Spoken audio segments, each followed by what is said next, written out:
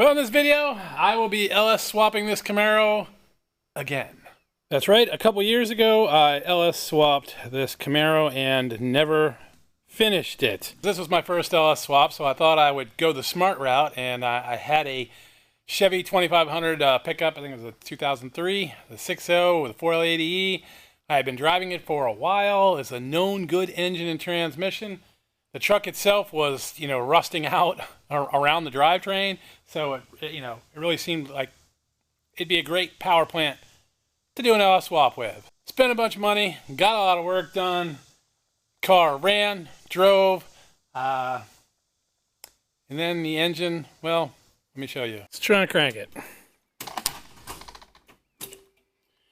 That's as good as it gets. When you crank the engine, basically it locks up, gets tight one spot, and that's it. You can back it up and then try and crank it again and nothing. Of course, pull the plugs, and this is what I found in number 8. So that's where our problem's at. But in that time, between then and now, I have wrangled up another 6.0 engine. So we're going to swap that 6.0 with another 6.0. This one's out of an Escalade. The whole goal with that LS swap had been to just take a running driving engine, put it in there and get it working, because it was the first one I'd done. I've done a lot more LS stuff since then. So this engine is going to actually get a timing chain, an oil pump, cam thrust plate cover. So basically going to make sure it doesn't have any oiling problems. Then I'll have to swap the oil pan off that one onto this one, and a couple other things.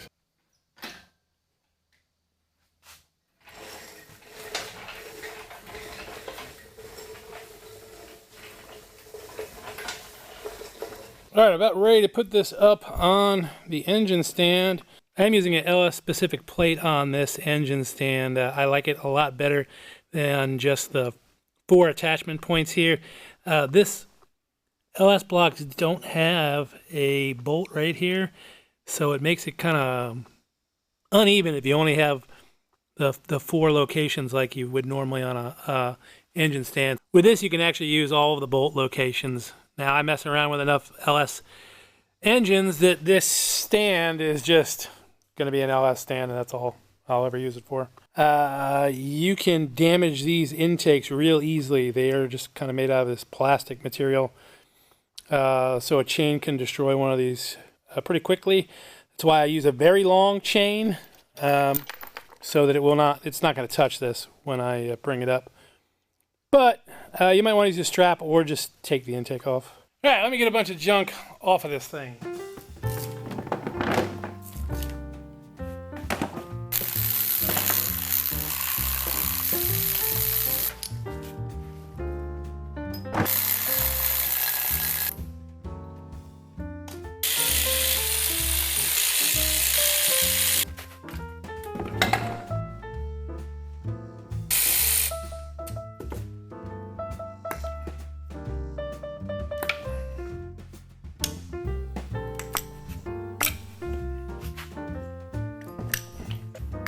Alright, this has already got one broken bolt, so I'm going to hit the other ones with the old hot rod and see if we can get it out without breaking it.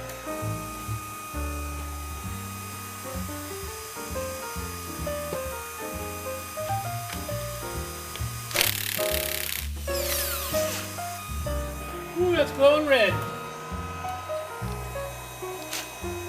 Oh, it's because it's already broken. No wonder it got hot so fast.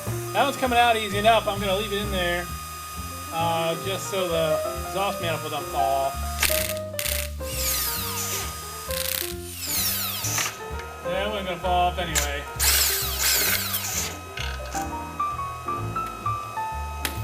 Dipstick's holding it up.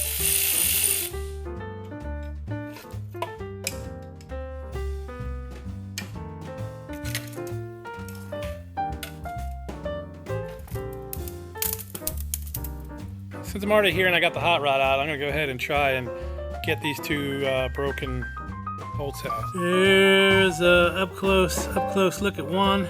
There's the other. I'm going to try and heat them with the hot rod and then vice grip them out. Otherwise, I'll have to weld a nut to them and then take them off the other way. Change of plans. Those brakes were so clean that I was able to just spin a nut right onto both of them. Quite frankly, I don't practice my welding enough, so this is a good opportunity for that.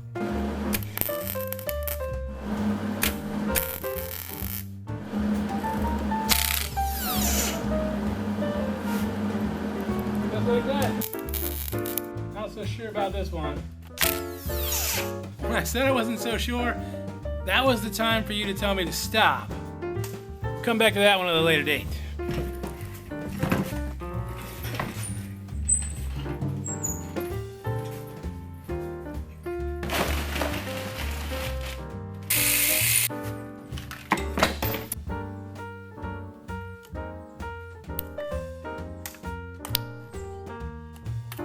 This did come out of a running driving vehicle. I drove it.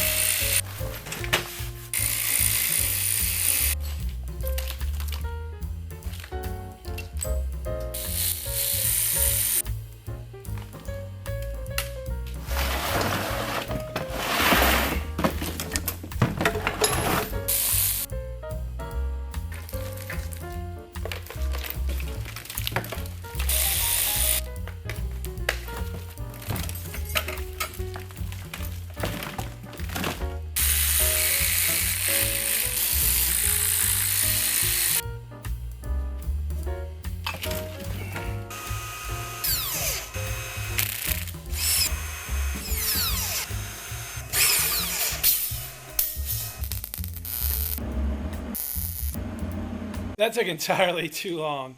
After going through about, I don't know, 6-7 nuts, I finally welded a washer to it. Got it off with a pair of vice grips. The 65 C10 over yonder has a 5.3 in it with a cracked block. And yeah, when I got it, it had no cooling system at all. It was LS swapped and it would start, but no cooling system. So I put a cooling system in it, and for the last year while I've been messing around with it, it's just leaked. And I finally decided to fix the leak, find out where it was coming from, cracked block. So that also needs an engine, but that's not what we're working on, but that is what this is about. So this engine in the Escalade that it was in had a coolant leak, which I have no idea where it was leaking from. I figured, well, I'll figure it out when I put it into a car. Well, I'm going to figure it out before I put it into a car. Because if this is also a cracked block, then it's not going into a car.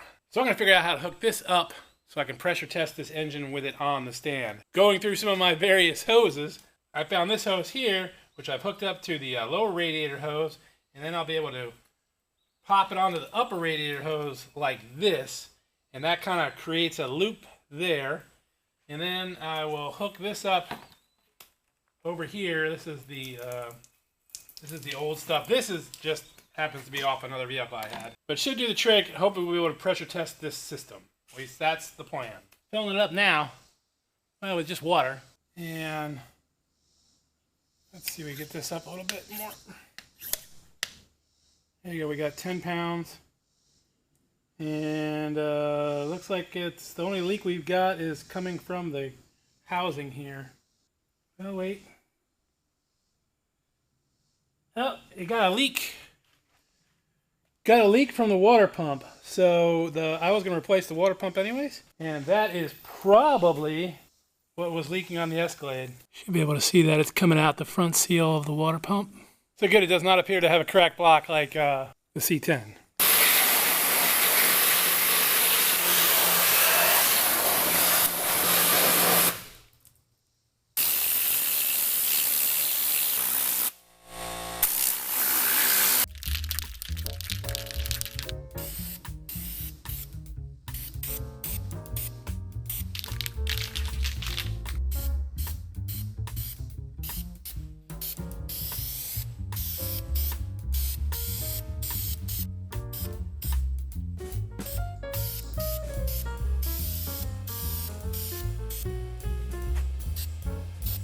So why did I paint this kind of gold, bronzy, metallic color? To remind me how much this cheap LS swap cost me. Well, may as well get a little bit more work done tonight. See if I can get the harmonic balancer off of here. This tool works great as long as you don't use an impact gun on it. If you do that, you'll break it. Probably a link in the description. I might remember to put one in there. Oh, almost dropped it. You're supposed to replace the bolt that goes on here, so I need to order one of those. They're pretty cheap. Although some people do reuse them, but they're pretty cheap.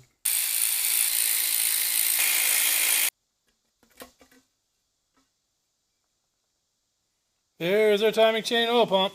A little loose. It's alright, we're replacing it. Well, the Amazon deliveries have begun. Alright, it's time to get the oil pan off of here and then take off the oil pump. I gotta get the windage tray off, the pickup tube. The engine in the Camaro has a different oil pan, different windage tray, different pickup tube. So all of that's gonna have to come off of that engine when it comes out and go on here. But meanwhile, I can get all of this off, get it prepped, get the new oil pump on, new timing chain, and then there's a new little cam cover thing that needs to go on here as well.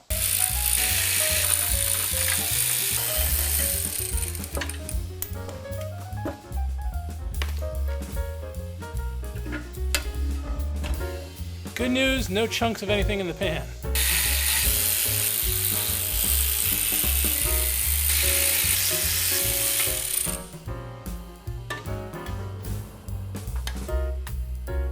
Old oil pump. Got our dots lined up. Get this timing chain off of here now.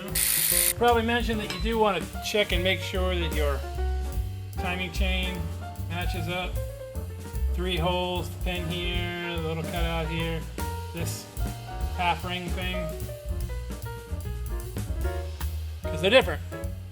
Different engines have different versions of the LS engine have different gears. So make sure you got the right one.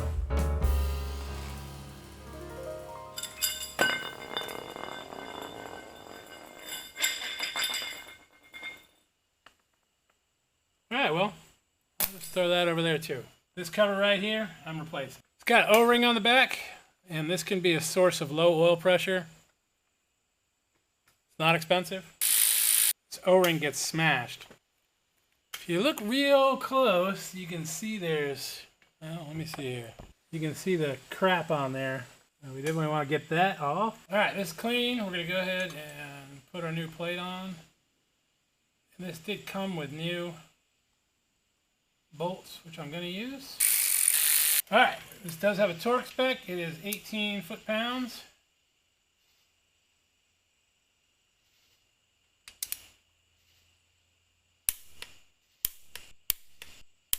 Alright, I use my puller to get this off. You could use a 3-jaw puller as well. I got another video where I use one of those. Here's our new. This is does have a key. You got a couple options on what you could use to install this. I'm just going to use this. I'm just going to use the old bolt. And crank this on in.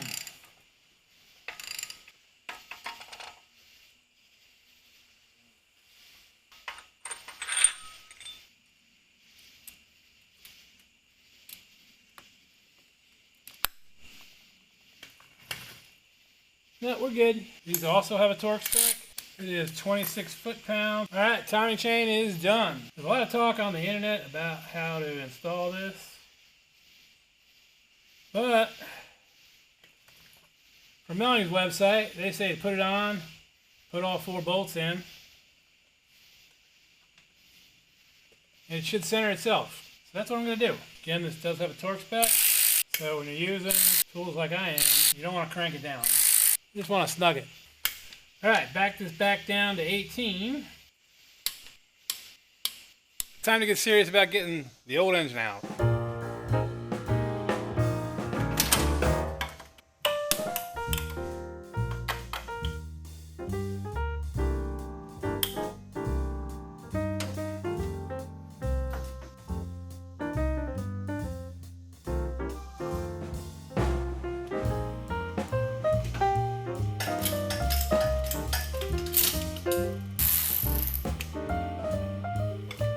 Alright, I think I'm done with up top for now.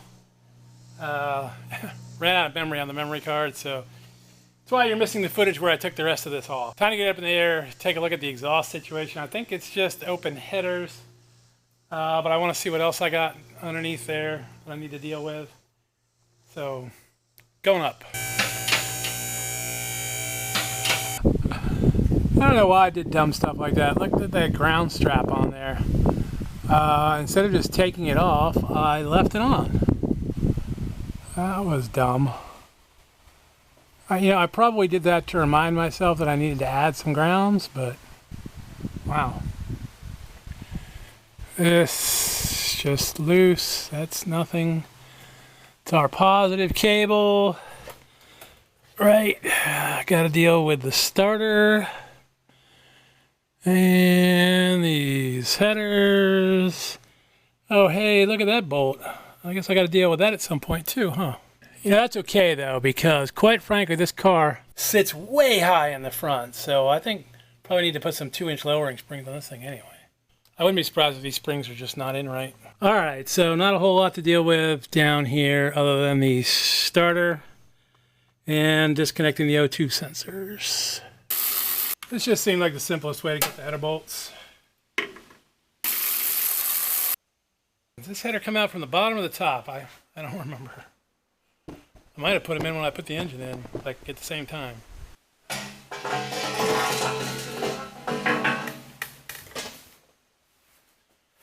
Came out the bottom. Here's a nut for the engine mount bolt that I never tightened. Well, I was not planning on taking the drive shaft out because I wasn't planning on taking the transmission out. But now I am taking the drive shaft out and taking the transmission out. Because the reality is the engine won't spin more than maybe 1/8 of a turn. There's no way for me to get the torque converter bolt off. So it just makes more sense to pull the whole thing. Which means I'm probably going to get transmission fluid all over the floor again. Make a plug that you put in the back of the transmission. It just goes right in where the drive shaft goes, and I have one. In fact, I have a couple, and I can't find any of them. And Harbor Freight doesn't sell them, and neither do any of the auto parts places. I can't find mine, and I'm not going to order any more. Well, I mean, I may order some more, but not today, and this engine's coming out today. Been a long day with a considerable amount of lollygagging on my part, but the engine's finally ready to come out, I think. Kind of thought the chain was a little tighter than that, but if not. Now I just need to see if we are off the transmission crossmember. We gotta be off that crossmember now. Just a ground strap. When I put this engine in, there was no core support, no fenders, no nothing. It was a whole lot easier.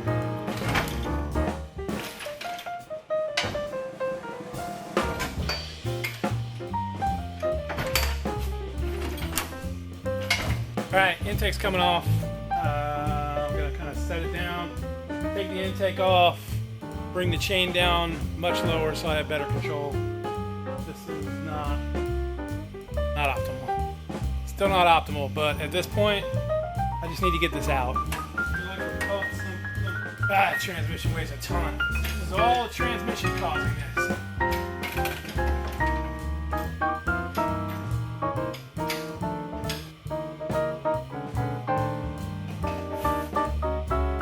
Kind of why I didn't want to pull the transmission, because the 480E weighs so damn much that it's really hard to pull an engine. I don't know what happened, but things went very bad down there in number 8. Yeah, so remember how I said I was going to get that windage tray and that oil pan? Here's what's in the oil pan. Yeah, that windage tray is kind of done too. The oil pan, I should be able to clean all that crap out of there, but the windage tray is, well, that's done.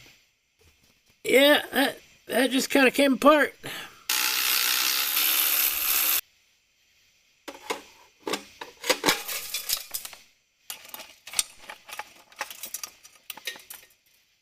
Yeah, that blew apart. Well, on a side note, I can spin the engine now, so I'll be able to get this transmission off a whole lot easier. Silver linings, y'all. Silver linings. Okay, new windage tray is on. Our timing cover is on. Now, I just need to clean up this old oil pan and make sure chunks of metal like this aren't still on the bottom of it. You can see, like, there's a little piece right there. And of course, I'm sure if I run my... Yikes. You can see little chunks of metal. So I got to clean this out really well. These pans are way too expensive to just discard, unfortunately. Especially this one. This one's not even a cheap Chinese pan. This is an actual GM pan. Might still be made in China, but it's not cheap. And just like that, our oil pan is good as new. And by good as new, I mean it's clean and, well, it only maybe had maybe an hour runtime on it, maybe. Torque wrench time. Oil pan is done. Moving on to the harmonic balancer. This is really quite easy to put on with this tool. You just thread that in, put that washer on, little WD-40, the next washer on, and then this ball bearing raceway, which you hope doesn't come apart and send bearings everywhere like it did last time I used it. I already put some WD-40 on those ball bearings. Now, we just crank this home. Yeah, make sure that's straight. I know everyone's excited to use their impact gun, but resist the urge. You don't need to. Just use your ratchet. That way you will feel instantly if something binds up. And what? It's going to take you 30 seconds longer? Alright, we're in. Alright, harmonic balancer is torqued down. So this engine is, I think, ready to be installed.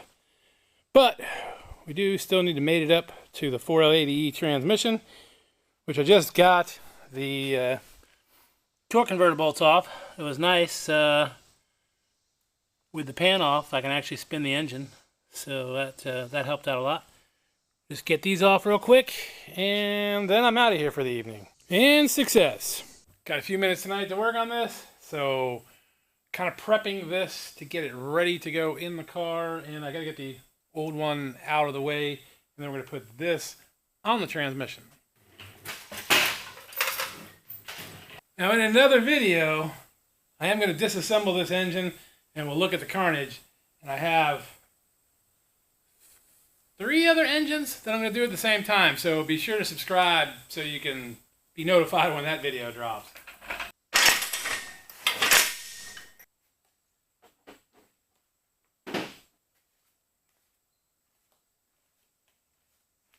How embarrassing. Not ready with a 13. I lost it to boot.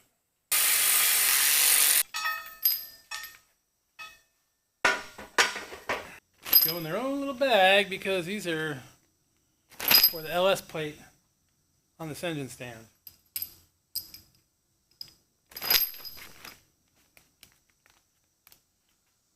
Gonna try and keep them all together. Probably won't work though. Now we just need to get the torque converter bolts. Yep, coming back off. Flex plate doesn't line up with the torque converter. Transmission went on so nice and easily that there's pretty much no chance that I wasn't going to have to take it back off again.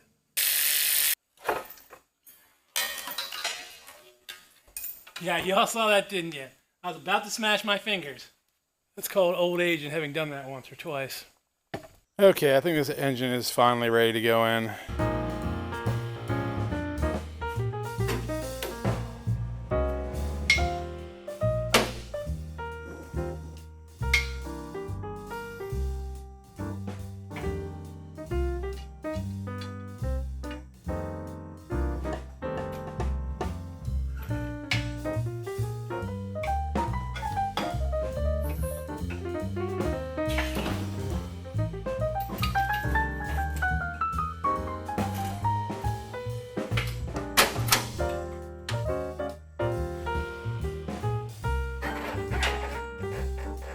Okay, the engine trans essentially in. Just gotta get this motor mount bolts in there. And yes, that does mean I have to find them first. Alright, working away on the engine, and I realized I hadn't turned the camera on yet today. Got the new water pump on. Our motor mounts are now... Oh, let me turn this light on. Maybe you'll be able to see things a little bit. There you go. Motor mounts are set. I've cleaned off our intake surfaces, so I'm about to put the intake on, and then I'll probably go underneath, start putting the headers back on in the starter. It's coming right back together. So maybe we'll get it fired up tomorrow. It's during the week, so I only have a couple hours at night, each night to work on it because I have a regular job. So done for the night. I'll see you guys in a second, and it'll be tomorrow. But I think I've uglied it up pretty good. Doesn't take much to make it less ugly, and it's ugly again.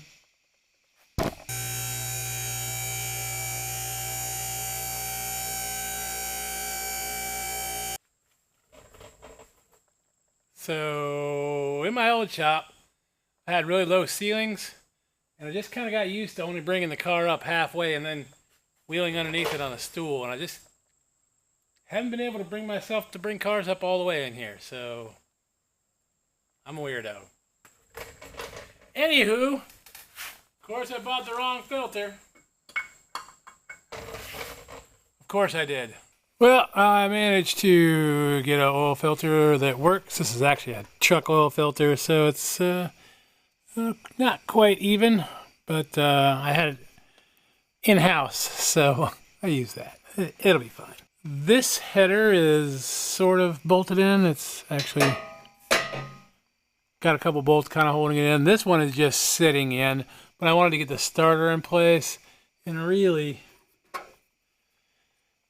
you kind of got to do the starter and the header at the same time. Yeah, and I still got a bunch of work to do on the exhaust. Oh, I got the drive shaft in. So there's that. I think it's time to put some oil in here so I don't accidentally fire it up dry. That would suck. We're still a ways from firing it up. All right, and then we were done with the headers, done with the new spark plugs. I left the old spark plug wires on there. Quite frankly, the GM wires are pretty darn good compared to some of the stuff I've gotten from Amazon. But yeah, tomorrow night, put in the radiator and then fire it up probably. So hang in there. It'll just be another couple minutes.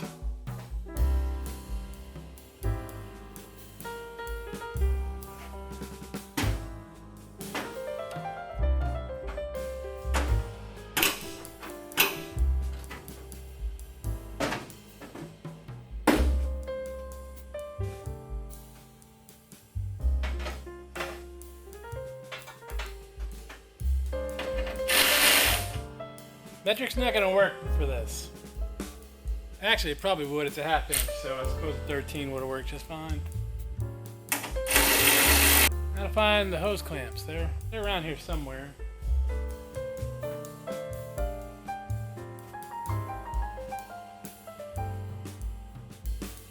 And with that, I think we're back to square one. Let's find out. Dead battery. I think I've got an on-off switch somewhere. Found it.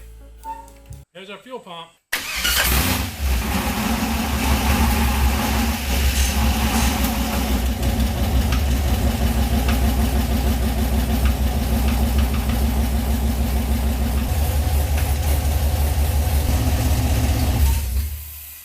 All right, we're officially back to square one.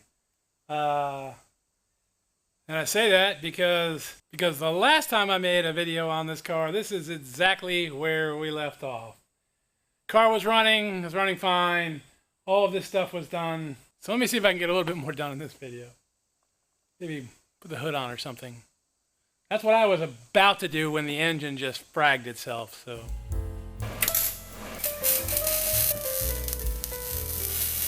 We're working on some exhaust for the car now. Yes, I'm doing some very bad welding, which I'm not going to show you a close-up of because it's that bad. I need to get these pipes in right where I want them and then tack those and then take them down, weld them, I'm just putting a pair of Flowmasters and dumping them right here. I actually have some 3-inch pipes. They do fit over the rear end, but unfortunately the gas tank is too wide. Some 2.5-inch pipes would probably fit in that gap, but 3-inch pipes won't. So if you're thinking about running 3-inch pipes on your second gen Camaro Firebird, you probably need a small gas tank, a fuel cell or something in the trunk. But won't work with that stock tank that I've got.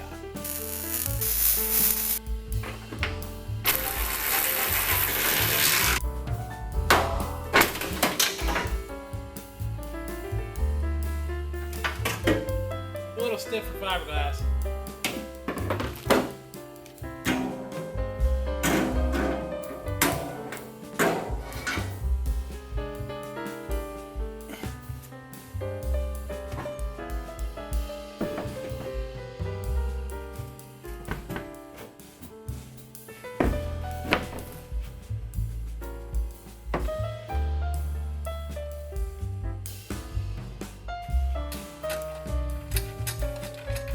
Definitely always easier to do with the second person. That was pretty obvious, right? We're a little cattywampus, but you get the gist.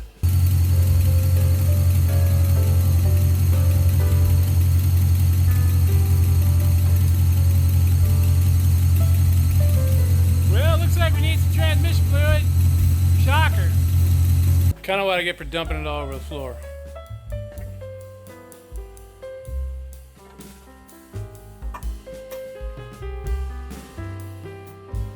Looks like we don't have any power steering fluid either.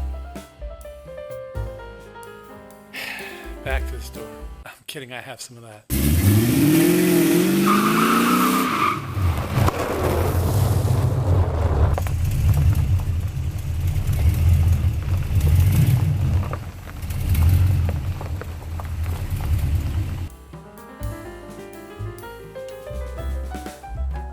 And now we're back to square one. The LS do-over is completed. It runs, it moves, probably still needs some more transmission fluid, but that's for another day. Like, subscribe, comment, see y'all down the road. And of course there'll be other videos about the car. I mean, I gotta put that nose on there.